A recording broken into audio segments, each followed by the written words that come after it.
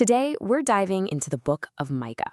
Now, it's one of those ancient texts tucked away in what we call the minor prophets, but trust me, there is absolutely nothing minor about its message. It's short, yeah, but its voice is incredibly loud, and you'll see, surprisingly relevant for our world right now. You've probably heard this before, right?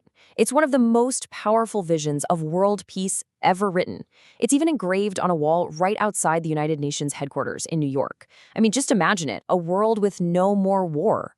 So, who came up with this incredible idea? Where does this radical hope even come from? Well, the answer is way more interesting than you might think. Get this, it wasn't just one person. Two different prophets, alive at the exact same time, delivered this exact same word-for-word prophecy. You had Isaiah, who was kind of the insider, the prophet in the king's court. And then you had Micah, a total outsider, a guy from the countryside. It's like God wanted this message heard so badly, he sent it in stereo. So that brings us to Micah. Who was this guy? Well, unlike Isaiah, he wasn't rubbing shoulders with the powerful. He was a voice from the margins. And that's exactly what gave him such a unique and powerful perspective on everything.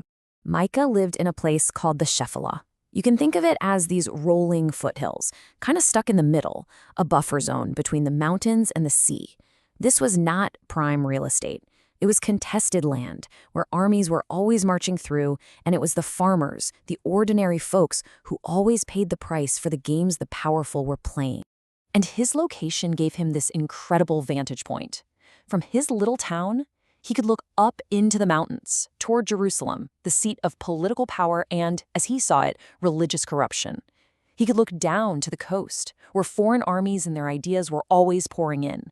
And most importantly, he could look around him, at his own neighbors, and see the real-life suffering that all this caused. He was literally stuck in the middle of it all. And it's this unique perspective that really shapes his core message.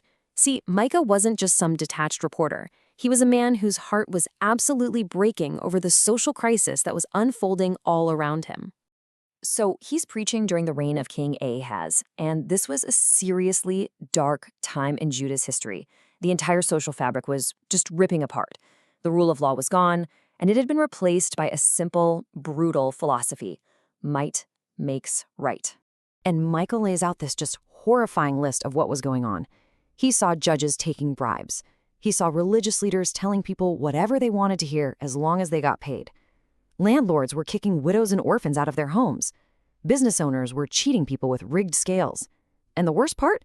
This wasn't happening in some foreign land. This was happening among God's own people. Micah didn't just deliver this news with a straight face. He felt it. He felt what God was feeling. He says he's going to howl like a wild animal. See, prophets weren't just fortune tellers. Their hearts were trained to break over the things that break God's heart. But right when the book seems like it's all about judgment and despair, it takes this massive, dramatic turn. Out of all that darkness, Micah pivots to this unbelievable vision of hope and peace. It's like he just lifts his eyes up from the mess all around him and sees something else entirely, a future where God's kingdom finally comes to earth. And this is where he drops that famous line about swords being turned into plows. Judgment, it turns out, is not God's final word.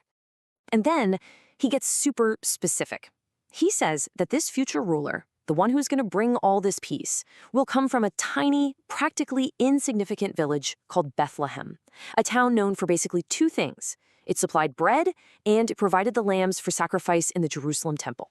So 700 years, think about that, 700 years after Micah says this, a Roman emperor decides to issue a census, for a poll tax.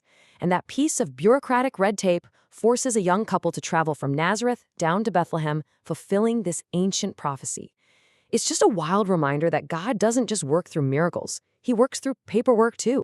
All of this leads us to the book's climax, which plays out like this intense courtroom drama. You've got God as the prosecutor, all of humanity is on trial, and Micah is basically arguing the case. And at the heart of this trial are two huge concepts. First, there's justice, which is all about giving people what they deserve. And then there's mercy, which is about giving people what they don't deserve. And, well, they seem to be complete opposites, right? And that question creates the great tension of the entire Bible. How can God be both of those things at once? If he's perfectly just, then he has to punish sin. But if he's all merciful, he has to forgive. So how on earth does he punish and pardon at the exact same time? And Micah reveals the only way it can work. The only possible solution is for someone who is innocent to willingly take the punishment, so that the person who is guilty can receive the pardon. It's the only way for justice and mercy to meet. And this, of course, is setting the stage for what happens centuries later with Jesus. So everything we've talked about, the corruption, the judgment, the hope, this courtroom showdown, it all builds to one of the most famous verses in all of Scripture. It's the final verdict of the trial, and it's the ultimate summary of what God is really truly looking for from us. After all the rituals, all the sacrifices, all the religious noise, God just cuts right through it and asks a direct question to every single one of us. He's already shown you what's good, so what does he actually require? And here's the answer. It's so simple and so profound. 3 things. First, to act justly. That means treat people fairly, fight for the oppressed, stand against the very things that broke Micah's heart. Second, to love mercy. And notice it doesn't just say do mercy, it says to love it, to actually enjoy giving people the same grace that you've received. And third, to walk humbly with your God, to recognize that you can only do those first 2 things because of what he has already done for you. And here's the main takeaway. Your relationship with God isn't just a private, vertical thing between you and him. The truest reflection of that relationship is horizontal. It's how you treat the people around you. A faith that doesn't really understand God's justice and mercy for itself won't have any justice or mercy to offer anyone else. And that leaves us right where Micah started, with a question that's still ringing out today. Since we have been given this incredible combination of justice and mercy from God, are we willing to show that same radical combination to the world around us?